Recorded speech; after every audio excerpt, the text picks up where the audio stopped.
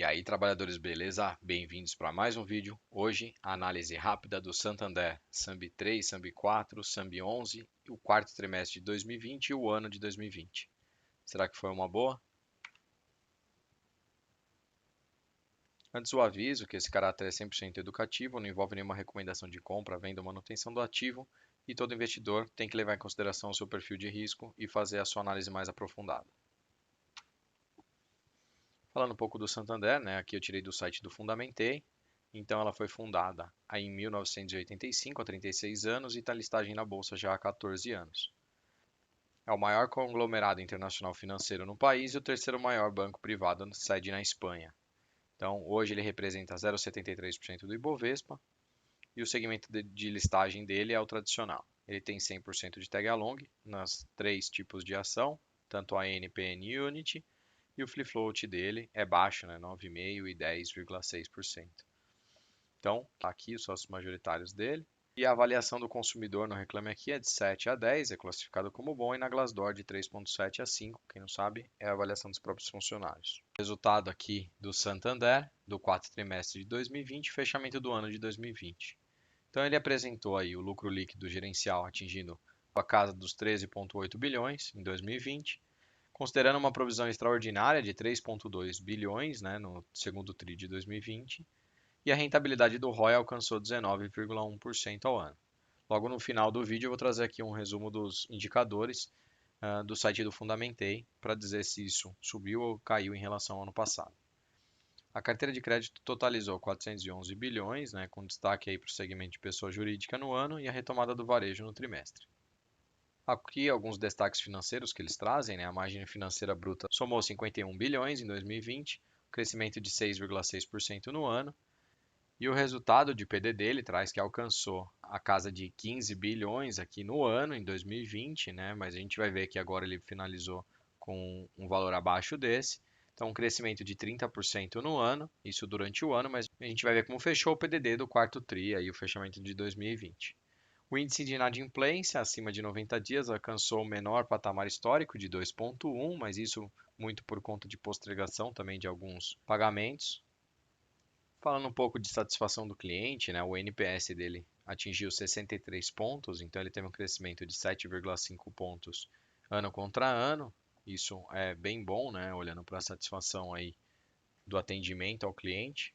Olhando os clientes ativos totais, né, em milhões, ele teve um crescimento aí de dezembro de 2019 até dezembro de 2020 de 7%, clientes vinculados de dezembro de 2019 até dezembro de 2020 de 12%, e os clientes digitais ele teve um crescimento aí de 16% do ano contra ano.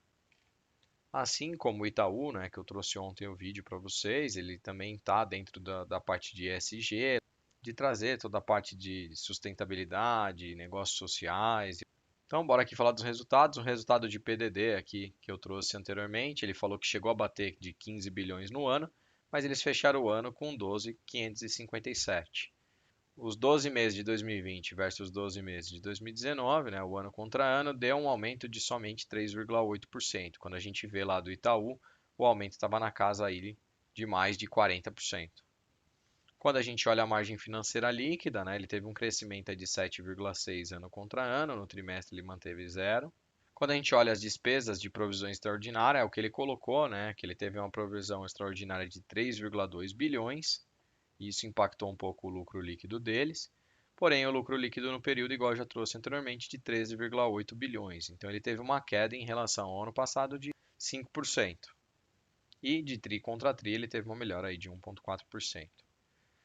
E ele traz aqui um ROI de 19,1%, considerando já o PDD extraordinário de 3,2%. Então, lá no final eu trago para vocês aí esse comparativo de ano contra ano. Falando um pouco aqui da evolução da margem financeira, né? Então ele veio aqui no quarto tri de 2019 com 11,7%, terminou em 9,8%, muito normal essa queda aí, olhando a pandemia que a gente teve em 2020, quando a gente olha do Itaú, ele vem na margem dos 10% ali, também terminou o ano abaixo da normalidade dele, mas a tendência é, depois de passar a pandemia, passar tudo isso, retornar, né? Então, olhando um pouco aqui para as receitas de prestação de serviços e tarifas bancárias, né, que é toda aquela parte de TED, DOC, atendimento, toda essa parte, a gente vê que teve um total aqui de ano contra ano uma queda de 1,2%, mas em relação ao último TRI teve um aumento de 8,2%. Então, aquele lance das fintechs, os bancos digitais afetarem. Aqui a gente olhando ano contra ano teve sim afetou um pouco, mas quase nada, em 1%. Mas quando a gente traz aí no último trimestre, a gente viu que teve um aumento do terceiro TRI para o quarto TRI. Isso é de se considerar porque o banco está se digitalizando e batendo de frente aí com esses bancos digitais. Então, falando aqui um pouco das despesas gerais e administrativas, né? As despesas gerais, incluindo a depreciação e amortização, né, sem o ágio, totalizou 21 bilhões. No acúmulo do ano, deu 0,8% superior ao ano de 2019. Então, a gente vê aí que eles ainda não conseguiram melhorar essa parte de despesas, igual o Itaú veio trabalhando em cima dele, né? O Itaú teve uma redução em relação às despesas, o que é bom para o longo prazo, está fazendo mais com menos, e o Santander teve um aumento aqui também. Então, quando a gente olha aqui o total de despesas gerais, né? 2020 contra 2019 teve um aumento de 0,8% e no último TRI teve um aumento grande aqui de 3,3%. O que puxou esse aumento aí, né, no ano foi boa parte aqui por processamento de dados e alguns serviços especializados e técnicos aqui de terceiros. Falando um pouco do índice de eficiência, que ele falou que atingiu 37%, então no acumulado do ano, né, dizendo que foi o melhor patamar, só que dentro do ano. Quando a gente compara aqui com o 4 TRI de 2019 e o quarto TRI de 2020, ele teve uma queda aí em relação à eficiência. E ano contra ano também teve uma queda em relação à eficiência, de quase 39% para 37%. Então, outras receitas e despesas operacionais também, ele teve uma queda aí de quase 4,5% de ano contra ano, porém no último TRI ele teve um aumento de 40%, muito puxado aí pelas provisões para contingências. Então, em 2020 ele chegou a bater 30%, né, de aumento aqui do PDD durante o ano, de 30,2%.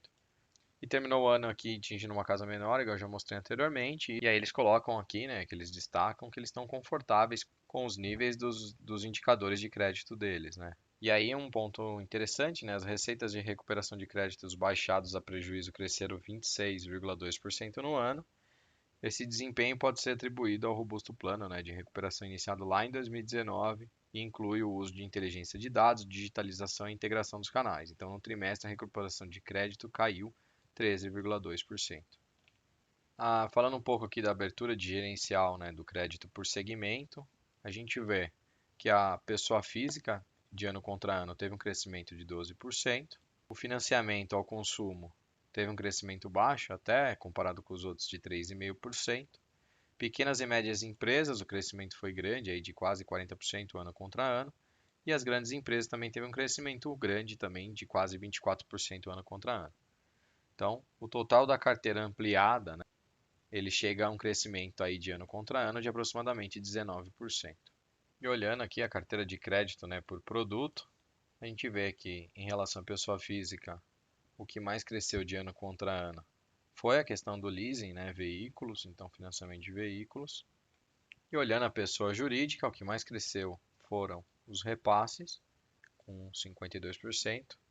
E olhando, né, em financiamento ao consumo, a composição da carteira de dezembro de 2020 de pessoa física e pessoa jurídica teve 90% em veículos e 10% em outros.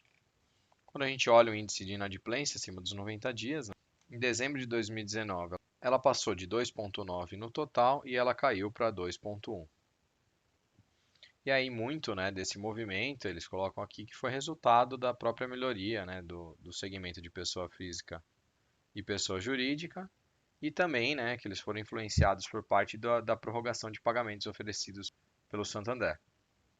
Então a gente olha aqui a carteira de renegociação em milhões, né? A gente consegue observar aqui em créditos renegociados. Ele saiu de aproximadamente 16 bilhões para 22, 23 bilhões aqui. E os PDDs, né, de crédito renegociado, saiu de 8 bilhões para 10 bilhões. E a cobertura ficou, né, de 50,8 para 45,3. Então, trazendo demonstrações dos resultados consolidados, o lucro líquido na casa dos 13 bilhões de reais, 13 bilhões e meio, uma queda aí de 5% em relação ao ano de 2019. E na variação trimestral ele teve um aumento de 1,2% em relação ao TRI de 2020, terceiro TRI de 2020. Então, trabalhadores, aqui para a gente finalizar o vídeo, um resumão, né, do lado do site do Fundamentei, que já foi atualizado. Então, pegando o resultado aqui de 2020, em patrimônio líquido, a gente vê que o Santander ele cresceu em patrimônio líquido, a receita dele veio maior, né, do que 2019, o lucro líquido dele veio bem em linha com o lucro líquido de 2019, a margem líquida teve uma queda de 19% para 14%, o ROI veio de 20 para 18, também teve uma queda. Quando a gente olha o PDD, ele teve uma queda aqui, mas está bem em linha com 2019. E aqui os proventos subiu bastante, né, em relação a 2019, porque antes o payout estava em 45% e ele subiu para 72%. Ele lançou o resultado logo pela manhã no dia 3 de fevereiro, antes da bolsa abrir. Abriu com a bolsa em alta, né, devido a ter mantido aqui o lucro líquido, tudo. Porém, ele fechou a bolsa com uma leve queda, praticamente andou de lado aí. Beleza? Então, trabalhadores, se vocês gostaram do vídeo, peço que deixe seu like, ative o sininho para você receber todos os conteúdos novos e as análises que eu venho trazendo aqui para o canal. Se inscreva no canal. Valeu, trabalhadores, obrigado.